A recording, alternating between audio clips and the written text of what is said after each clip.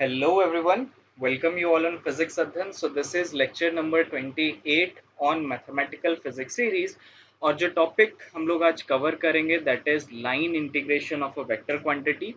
अच्छा, line integration of a vector quantity पे हम बात करें उससे पहले लेक्चर नंबर 27 में जो हम लोगों ने पढ़ा था मतलब कुछ प्रीवियस वीडियोस में जो कि ग्रेडियंट डाइवर्जेंस और कर्ल था, उसमें एक टॉपिक मैंने कहा था कि मैं इंट्रोड्यूस करा दूंगा बट मैं इंट्रोड्यूस कराना भूल गया, that was Laplacian operator.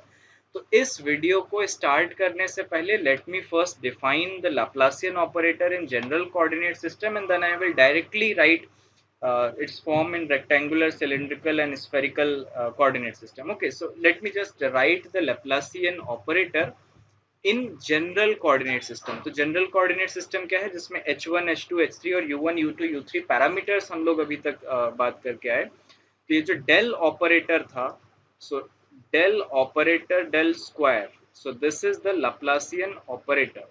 So its representation is del square. इसको हम लोग जो जनरल फॉर्म है वो कैसे लिखते हैं, 1/h1 h2 h3, then this is del by del u1। देखो u1 मतलब x हो गया, मतलब x y z में, ये कार्टेशियन में u1 हो गया x, u2 हो गया y, u3 हो गया z। तो डेल बाई डेल u1, ये जो u1 वाला पैरामीटर है इसके बाद एक मल्टीप्लाई फैक्टर होगा h1 h2 h3। तो देखो जो u1 है वो डिनोमिनेटर में ही रहेगा, एक बार और डेरिवेटिव, तो डेल बाई डेल u1, ठीक है, plus del by del u2, so this will be h2 h1 h3 del by del u2, ठीक है, plus del by del u3, और यहाँ पे क्या आ जाएगा h1 h2 by h3 del by del u3।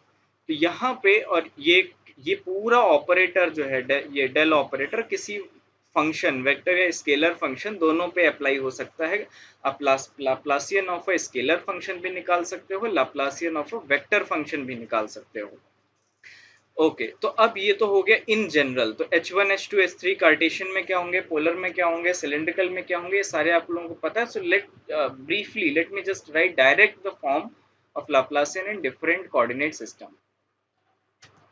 तो डिफरेंट कोऑर्डिनेट सिस्टम में जैसे कार्टेशियन में, सिलेंड्रिकल में और पोलर स्फेरिकल कोऑर्डिनेट सिस्टम में लैप्लासियन के 3 डिफरेंट फॉर्म्स लिखे हुए हैं।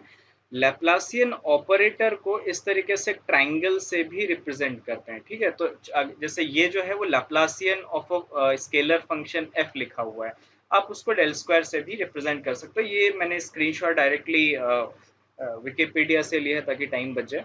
So this is Laplacian del square f by del x square, del square f by del y square, del square f by del z square in Cartesian coordinate system। Cylindrical में क्या होगा, h1 h2 h3 सारे parameters रख दो और एक बार उसको form जो है उसको मैनिपुलेट कर लो या उसको अच्छे से लिख लो, एंगल्स वगैरह सारे कैंसिल आउट हो जाएंगे।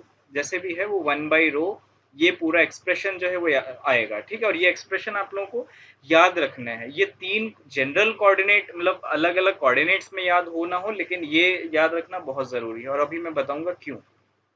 स्फेरिकल पोलर कोऑर्डिनेट सिस्टम में भी आप ऐसे ही similar h1 h2 h3 u1 u2 u3 के वैल्यूज रख के और ये सारी चीजें जो है वो डिराइव कर सकते हो, निकाल सकते हो। अच्छा, अब इसका इंपॉर्टेंस कहाँ पे है, जब आप इलेक्ट्रोमैग्नेटिक थ्योरी में इलेक्ट्रोस्टैट्स पढ़ते हो तो इलेक्ट्रोस्टैट्स में वहां पे लैप्लासियन इक्वेशंस और पॉइजा इक्वेशन, लैप्लास और पॉइजा इक्वेशंस आती हैं।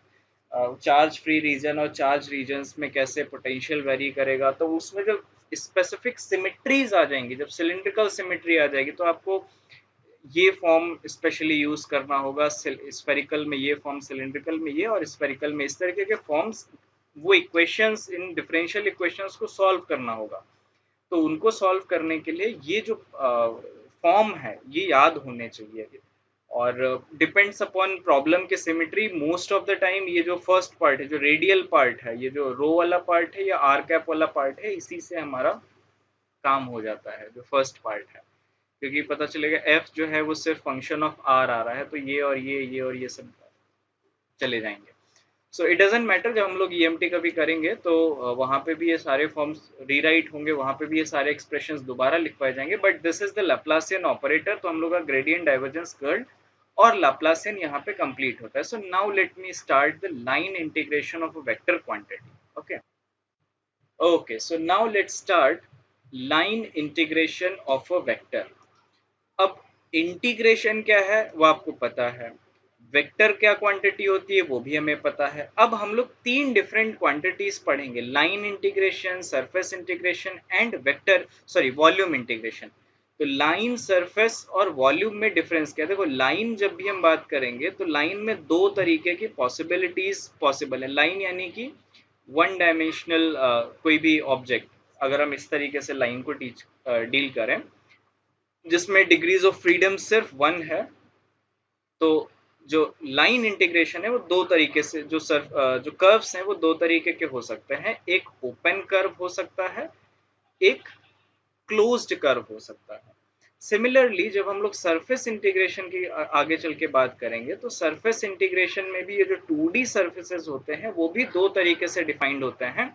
वो भी आइदर ओपन होंगे या क्लोज्ड होंगे, और ये सारी चीजें हम पहले बता चुके हैं। ओपन सरफेसेस क्या होते हैं? जिन जो वॉल्यूम को बाउंड नहीं करते। जैसे सपोज करो एक स्क्वायर है, तो स्क्वायर क्या किसी वॉल्यूम को बाउंड करेगा? नहीं करेगा, तो ये क्या है? ओपन सरफेस है। अब मान लो एक स्फेयर है, स्फेयर का जो टोटल कर्व्ड सरफेस एरिया है तो वो एक वॉल्यूम को भी बाउंड कर रहा है 4/3 πr³ तो उसको हम लोग क्लोज्ड सरफेस बोलते हैं। तो ये तो लाइन और सरफेस इंटीग्रेशन के पार्ट्स हो गए। तो वो इंटीग्रेशन ऑफ वेक्टर जो किसी लाइन के अलोंग होते हैं, चाहे वो ओपन हो या क्लोज्ड हो, ऐसे इंटीग्रल्स को हम लोग line integration of a vector कहते हैं। ठीक है, so let's me write it. So formal way में क्या लिख सकते हो? It is the integration of a vector along an open और अ क्लोज्ड कर्व। अब सपोज करो, सबसे पहले हम लोग ओपन से लेके बात करते हैं। तो लेट सपोज कि हमारे पास एक पॉइंट है ए, इस पॉइंट से लेट से हमें बी तक जाना है। एक हमें कर्व जो है, जो पाथ है इन दोनों के बीच में, वो हमें दिया हुआ है कि आपको इस पर्टिकुलर पाथ का यूज करके ए से बी तक जाना है। और इस पाथ को हम लोग लेट से कह देते हैं कि ये सी से हमने रिप्रेजेंट किया कि ए से बी तक हमने एक पाथ सी के अलोंग है। डिफरेंट पाथ्स हो सकते हैं, उनको आप डिफरेंट नाम दे सकते हो, बट ये एक पाथ है। Late me write it one. तो एक पाथ ऐसा है जो ए सी बी यानी कि ए सी बी से होके जाएगा। ठीक है, अब इस पाथ में एक कोई वेक्टर है, लेट से जो वेक्टर फील्ड है, यानी कि ये जो वेक्टर ए जिसकी हम बात कर रहे हैं ये वाला, तो वेक्टर है जिस लेट से उस वेक्टर को हमने एफ वेक्टर से लिखा। आप इसको किसी से भी रिप्रेजेंट कर सकते हो, ए वेक्टर से रिप्रेजेंट कर सकते हो, वी जैसे भी जो भी वेक्टर है। ठीक है, तो एक वेक्टर है। अब कहा गया है कि इस वेक्टर का इस लाइन के अलोंग इंटीग्रेशन निकालो। तो इट मींस क्या है कि आप यहाँ पे एक small element D R vector इस लाइन के अलोंग कैलकुलेट करोगे, तो जो मैथमेटिकली जो क्वांटिटी अगर आप ये कैलकुलेट करोगे कि इंटीग्रेशन कैलकुलेट करो ए टू बी, जो कि होगा जो फोर्स जो वेक्टर दिया है एफ, और जो स्मॉल लाइन एलिमेंट आप चल रहे हो डी आर, वो भी एक पर्टिकुलर डायरेक्शन में, इनका आप डॉट प्रोडक्ट ले लो। So this is basically nothing but the work done by this vector field F from A to B. So this is the called the line integration, line integral और integration. अब ये जो D R vector है इसको आप different coordinate systems में लिख सकते हो, कार्टेशियन में भी लिख सकते हो, इसको आप स्फेरिकल में भी लिख सकते हो, इसको आप सिलिंड्रिकल में भी लिख सकते हो। ये क्या क्या कैसे लिखते हैं, ये सारी चीजें हम लोग पहले पढ़ चुके हैं। ठीक है, तो ये जो मैथमेटिकल जो रिप्रेजेंटेशन है इस तरीके की इंटीग्रल्स का, इसको हम लोग कहते हैं लाइन इंटीग्रेशन। अब सपोज करो कि यहीं यहीं पे हमने ये जो वेक्टर फील्ड एफ है इसको हमने कह दिया, ये जो वेक्टर एफ है इसको हमने कह दिया इट इज अ फोर्स। अब हम लोग थोड़ा फिजिक्स पे आ जाते हैं, थोड़ी मैकेनिक्स की बात कर लेते हैं। ठीक है, तो अगर हमने कह दिया कि ये जो वेक्टर फील्ड है ये हमारा फोर्स को रिप्रेजेंट कर रहा है, तो एफ डॉट डी आर ये जो लाइन इंटीग्रल है from A to B, what it will represent, it is nothing but the work done by this force from to किसी एक पार्टिकल को ए से बी तक ले जाने में कितना वर्क डन करेगा, वो ये वेक्टर, ये जो क्वांटिटी है मैथमेटिकल, वो तुम्हें बताएगी। So that is work done from A to B. और ये क्या है? Integral A to B F dot d r. So let me write it what this represents. If F is a force, here it is, WAB is the work done by the force field F in displacing the particle from A to B along the curve C. तो इस curve along A to C जो work done है that is represented by this form. Okay. और अभी previous videos में हमने पढ़ा कि कोई भी वेक्टर फंक्शन है f, उसका कंजर्वेटिव होने के लिए या उसका जो इरोटेशनल नेचर है उसके लिए एक मैथमेटिकल क्वांटिटी है that is curl of F. वो जब जीरो होगा तो हम लोग कहेंगे कि वो जो वेक्टर फील्ड है that is conservative in nature. तो अगर यही फोर्स एफ जो है, if F is conservative in nature, तो यहाँ पे हमें क्या पता है कि डेल क्रॉस एफ, एफ जो है दैट इज जीरो. या यहां से हम पता है कि एफ को जो है इसको हमें ग्रेडियंट ऑफ फाई के फॉर्म में लिख सकते हैं मैथमेटिकली. अभी हम फोर्स को रिप्रेजेंट नहीं कर रहे, कोई भी एक वेक्टर फंक्शन एफ है वो कंजर्वेटिव इन नेचर है, तो डेल क्रॉस एफ जो है दैट विल बी जीरो. और उस एफ को आप एक gradient of a scalar function के फॉर्म में रिप्रेजेंट कर सकते हो. तो अब जो ये वर्क डन है डब्ल्यू ए बी जो हम लोगों ने निकाला था, अगर ये एफ हम एक फोर्स फील्ड माने, ये इन जनरल ट्रू है, बट ये वर्क डन जो है ए बी, अगर हम मैकेनिक्स की बात कर रहे हैं तो फोर्स, ये force dot time the displacement, ये अलोंग ए टू सी वही सेम कहानी है. तो फोर्स को हम लोग इस वेक्टर फंक्शन से रिप्रेजेंट कर देंगे, so that is A to B, so that is gradient of phi, ठीक है, डॉट ऑफ डी आर. तो ये जो क्वांटिटी है इसको आप अगर एक्सप्लिसिटली लिखना चाहो तो ये मैथमेटिकली क्या होगा, this is del phi by del x d x plus del phi by del y d y plus del phi by del z d z. तो ये एक पूरी मैथमेटिकल फॉर्म आ गया. और ये जो पूरा मैथमेटिकल फॉर्म है that is nothing but d of phi. This is d of phi. क्यों? क्योंकि अगर आप जैसे आप ये लिख रहे हो डी ऑफ फाई, तो इसका एक्सप्रेशन क्या होता है, gradient of phi dot d r, या d phi by d r जो टोटल डेरिवेटिव है that is the gradient of phi. ठीक है, तो ये सेम एक्सप्रेशन को हम यहाँ पे एक्सपेंड करके लिखा, so this is d of phi. So ये क्या आ गया, this is phi B minus phi of A. तो जो कंजर्वेटिव फील्ड्स होती हैं या जो कंजर्वेटिव पाथ्स होते हैं उनमें जो वर्क डन है वो पाथ पे डिपेंड नहीं करती. जैसे हम लोग ए से एक किसी दूसरे पॉइंट बी तक जा रहे थे किसी एक पाथ सी के अलोंग, तो अब हम चाहे ये पाथ वन लें, अगर ये जो यहाँ पे जो वेक्टर फील्ड एफ है अगर वो कंजर्वेटिव इन नेचर है, तो चाहे हम पाथ वन के अलोंग इसका इंटीग्रेशन निकालें, चाहे इस पाथ टू के अलोंग हम इसका इंटीग्रेशन निकालें, चाहे इस पाथ थ्री के अलोंग इसका इंटीग्रेशन निकालें, that is independent of the paths that we follow. तो वन टू थ्री किसी से भी आप जाओ उस वेक्टर फील्ड का इंटीग्रेशन, लाइन इंटीग्रल कैलकुलेट करो, it will be the same. किन पॉइंट्स पे डिपेंड करेगा, उसकी इनिशियल वैल्यू क्या है और उसकी फाइनल वैल्यू क्या है. ठीक है, तो वो उस वेक्टर, तो वो जो स्केलर फंक्शन है फाई, उसकी फाइनल और इनिशियल वैल्यूज के डिफरेंस के इक्वल होता है. ठीक है, सो let me write it explicitly and you should also make notes of these.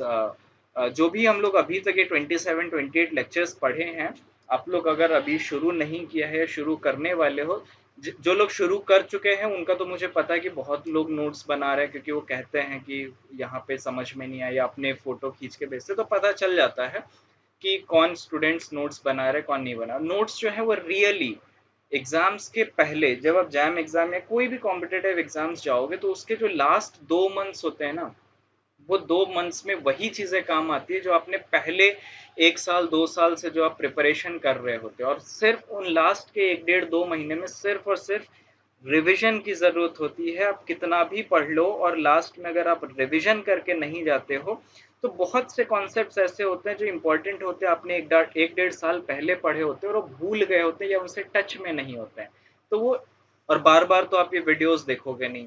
ठीक है, तो एक बार देखो, लेकिन जो भी देखो उसके प्रॉपर नोट्स बना लो अपने अपने राइटिंग में, अपने अपने वर्ड्स में, अपनी अपने हैंडराइटिंग में इसको चीज़ें लिखो ताकि वो ज़्यादा समझ में आती है। वैसे फोटोकॉपी तो बहुत सी अवेलेबल होती है, लेकिन चीज़ों जैसे स्टूडेंट का एक टेम्परामेंट होता है कि उसको वही चीज़ें समझ में ज़्यादा आसानी से या जल्दी में आ जाती हैं जो वो खुद से पढ़ता है, खुद से लिखता है, अपने पेन की राइटिंग, अपनी राइटिंग, अपने पेन यूज करके अपने कॉपी पे जो लिखता है, उससे स्टूडेंट्स को जल्दी समझ में आता है। तो आई होप कि आप सारे लोग जो है, जो भी पढ़ रहे हो, वो नोट्स जरूर प्रिपेयर कर रहे हो। सो let me write it explicitly, इसीलिए मैं बार बार लिखता हूँ ताकि ये पॉइंट्स आपके नोट्स में रहें। ऐसा ना हो कि कहीं आप चीजों को भूल जाओ, ठीक है, कि मैंने बोल तो दिया, आपने लिखा नहीं। सो let me right. Okay, so work done by conservative path, work done by conservative path का मतलब क्या है? ऐसे वेक्टर फील्ड्स जिनका डेल क्रॉस एफ जो है वो जीरो है, is independent of the path. यही हमने अभी ऊपर देखा, it only depends on the value of the scalar potential at the initial and final point. ठीक बात है, जो हम लोगों ने पढ़ा वही लिखा। अब ये एक इंपॉर्टेंट पॉइंट है, this property is valid if the force field is defined, if the force field is defined at all points on its path। तो अगर सपोज करो हमने ये a डॉट b जो है, ये वेक्टर फंक्शन निकाला, पाथ के इंडिपेंडेंट है, लेकिन जिस भी पाथ के अलोंग तुम कैलकुलेट करने की कोशिश करो, उसमें अगर कोई ऐसा पॉइंट है जहां पे वो वेक्टर फील्ड डिफाइन नहीं हो रही, लेट सपोज करो जो वेक्टर फील्ड है वो कुछ नहीं, 1/r आर कैप है, और तुम r is equal to zero जो है, यहाँ पे ये वेक्टर फील्ड डिफाइन नहीं है, तो अगर लाइन इंटीग्रेशन के पाथ में जिसके अलोंग भी तुम निकाल रहे हो, अगर वहां पे वो पॉइंट डिफाइन नहीं है, तो ये जो प्रॉपर्टी है वो वैलिड नहीं होती है। ओके, इसको हम और एक्सप्लिसिटली इस तरीके से लिख सकते हैं। सपोज करो आपके पास एक कोई क्लोज्ड पाथ है, इस तरीके से कोई क्लोज्ड पाथ है, इसका मतलब आपने ए कोई पॉइंट है, आपने वहां से शुरू किया, इस पॉइंट ए से शुरू किया, आपने इधर गए, फिर इस तरीके से लाइन इंटीग्रेशन इस लाइन के अलोंग कैलकुलेट करनी है, और वापस आके आप ए पे आ गए, यानी कि जहां से शुरू किया वहीं से आ गए। तो ये एक क्लोज्ड पाथ है, ठीक है। तो अब जो आप वर्क डन निकालोगे, work done by this closed path, वो क्या आ जाएगा? Integration of F dot d r, जो भी वेक्टर मतलब फोर्स फील्ड है। और क्लोज्ड पाथ के लिए एक सिंबल यूज होता है इस तरीके से, इस इंटीग्रेशन के ऊपर सर्किल और एक एरो, एरो डिफाइन करता है कि इंटीग्रेशन का डायरेक्शन क्या है। देखो, दो तरीके की डायरेक्शन हो सकती है, एक हम लोग जहां से शुरू करें उससे क्लॉकवाइज जाएं, और एक हो सकता है जहां से शुरू करें उसके एंटी क्लॉकवाइज जाएं। तो ये क्लॉकवाइज यहाँ पे रिप्रेजेंटेशन है, ठीक है। And this is equal to zero होगा, क्यों? क्योंकि phi B minus phi A, और फिर माइनस करोगे फाइव ए माइनस, सॉरी, फिर प्लस करोगे phi A minus phi B को, so this will be zero. तो work done in a closed path जो होगा वो जीरो होगा, लेकिन ये भी प्रॉपर्टी तभी ये भी, ये जो work done bye closed path जो जीरो है वो तभी होगा जब इस लाइन इंटीग्रेशन के अलोंग, ये जो कर्व्ड पाथ है इसके अलोंग सभी पॉइंट्स पे वो वेक्टर फील्ड डिफाइंड हो, या और उसके अंदर भी। So let me write this point also very clearly, and the statement is this: work done by the conservative field, work done by the conservative field along a closed path is zero, provided that the force field is defined at all the points inside and on the closed path। तो on the closed path और उसके inside जो सभी points हैं उन पे वो vector field जो है वो डिफाइन कर लेते हैं, ठीक है। मतलब डिफाइंड हो, एक्सप्लिसिटली उसकी कुछ वैल्यू हो, ठीक है। अच्छा, अभी हम लोगों ने लाइन इंटीग्रेशन पे कुछ बेसिक पॉइंट्स देख लिए, अब हम लोग इसके कुछ एग्जांपल्स भी देख लेते हैं। तो सबसे पहला एक एग्जांपल हम लोग ये है हमारे पास। सो क्वेश्चन ये है, calculate the work done by the force field in displacing a particle along a circle. और जो सर्कल दिया है वो है एक सर्कल सी है, जिसमें x square plus y square जो है that is some radius r square, ये जनरल सर्किल की इक्वेशन है। और जो फोर्स फील्ड एफ है वो this is minus y i cap plus x j cap divided by x square plus y square. ठीक है, तो ये एक हमारे पास फोर्स फील्ड है। अब देखो, अगर हम इसका कर्ल निकालोगे तो सबसे पहले डेल क्रॉस एफ अगर आप कैलकुलेट करोगे so this will come out to be zero. ये मैं इसका सॉल्यूशन बता रहा हूँ, ठीक है। तो जब डेल क्रॉस एफ निकालोगे so this is turn out to be zero. It means कि ये कंजर्वेटिव फील्ड है, कंजर्वेटिव फील्ड। तो अगर आप ये डायरेक्टली ये कंक्लूड कर रहे हो कि ये कंजर्वेटिव फील्ड है और एक सर्कल यानी कि क्लोज्ड पाथ के अलोंग इसका एक वर्क डन निकालना है, तो अगर आप ये कंक्लूड कर रहे हो कि integral of closed path F dot d r जो होगा वो इस केस में अगर आप जीरो लिख रहे हो तो आप गलत हो। क्यों?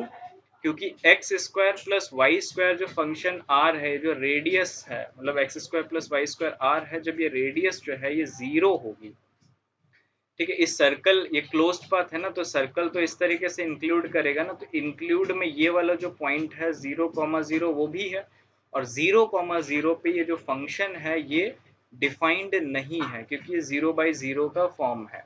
तो इसलिए इस इंटीग्रल की वैल्यू जो होगी वो work done F dot d r जो होगा दैट इज नॉन जीरो। कितना होगा ये आप लोगों को एक्सप्लिसिटली कैलकुलेट करना पड़ेगा। कैलकुलेट कैसे करेंगे? Work done by A B कितना था, integration of A to B F dot d r. तो अगर आप कार्टेशियन कोऑर्डिनेट सिस्टम में भी लिखोगे so this is minus y by x square plus y square d x plus x by x square plus y square d y. ठीक है, अब आप इसमें कुछ सब्स्टिट्यूशन कर सकते हो। x is equal to r cos theta रख लो, y is equal to r sine theta रख लो, और इसको dx और dy भी निकाल सकते हो। तो dx कितना आ जाएगा, minus r sine theta d theta, और dy क्या आ जाएगा, r cos theta into d theta. तो ये dx और dy आप यहाँ पे पुट कर दो, xy वैल्यूज की आप पुट कर दो, तो दिस इज ये इंटीग्रल जो है वो सिंपली ये बन जाएगा 0 टू 2 पाई, क्योंकि क्लोज्ड पाथ है तो ये a to B b to a, तो इनका कोई मतलब नहीं है। 0 to 2 pi into d theta सिर्फ ये बन जाएगा, तो इसकी जो वैल्यू आ जाएगी 2 पाई। ठीक है, ये मैंने करके देखा था, प्लीज वेरीफाई इट। ठीक है, मे बी कि मैंने कोई कैलकुलेशन मिस्टेक कर दी हो, ये वैल्यू ना आए। अगर नहीं आ रही है तो please comment it and solve yourself. ठीक है, तो ये जो सिमिलर एक्सप्रेशंस है तो इनको आप अपने आप सॉल्व कर सकते हो। लेकिन अगर हम एक इसी क्वेश्चन में एक छोटा सा क्राइटेरिया जो इस सर्कल का है ये बदल दें और इस क्वेश्चन को ऐसे रखें, फोर्स फील्ड भी यही है, बस छोटी सी वैल्यू हम लोग बदल दें। अगर सपोज करो ये एक दूसरा क्वेश्चन है, इसमें मैंने जो सर्कल डिफाइंड किया है वो मैंने ये है x-3 होल स्क्वायर प्लस y-2 whole square is 1। It means कि मेरा कोऑर्डिनेट सिस्टम कुछ ऐसे है, x और y। 3 और 2 जो है मेरे वो सर्कल के कोऑर्डिनेट्स है, 3 और 2 कहीं यहाँ पे, और इसके अलोंग एक सर्कल है जिसकी रेडियस 1 यूनिट है। ठीक है, ड्राइंग थोड़ा बैड है लेकिन आप लोग समझ रहे हो कि ये इस तरीके के सिचुएशन है। अब अगर वो आप वेक्टर फील्ड जो एफ एफ ऊपर दिया था, अब अगर आप इस सर्कल के अलोंग, इस क्लोज लूप के अलोंग इंटीग्रेशन निकालोगे तो इसमें इस सर्कल के अलोंग पूरे inside the point on the circle ये वेक्टर फील्ड डिफाइंड है।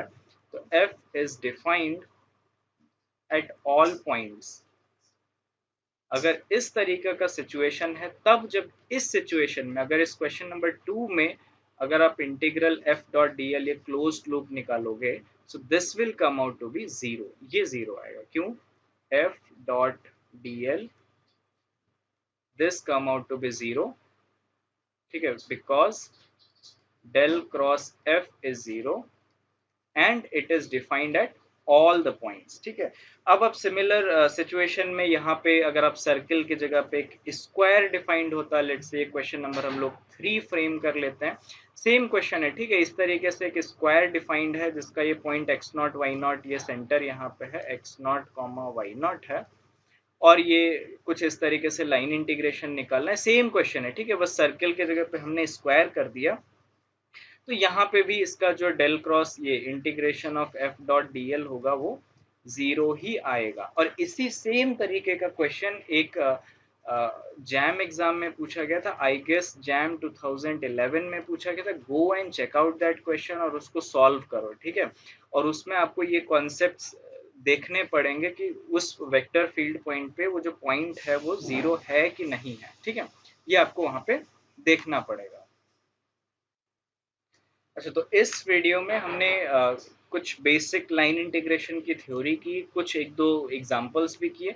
क्योंकि एग्जांपल्स हम लोगों ने कम किए हैं, तो नेक्स्ट वीडियो जो होगा वो अभी तक हम लोगों ने जो ग्रेडियंट डाइवर्जेंस कर्ल पढ़ा था वो, प्लस ये जो लाइन इंटीग्रेशन पढ़ा है, मोस्टली न्यूमेरिकल्स ही होंगे और अच्छे क्वेश्चंस हम लोग करेंगे, ताकि एक बेस जो है वो अभी तक का जो हम लोगों ने वेक्टर कैलकुलस पढ़ा है उसमें थोड़ा एक अच्छा हो जाए, ठीक है। तो नेक्स्ट जो वीडियो है उसमें हम लोग at least, I will try at least 10 questions, अच्छे अच्छे क्वेश्चंस जो है हम लोग सिर्फ एक वीडियो में कंप्लीट करेंगे। So next video will be on solving some problems, और उसके बाद हम लोग सरफेस इंटीग्रेशन स्टार्ट करेंगे। Okay, thank you very much for watching this video and see you in the next video. Bye bye, take care.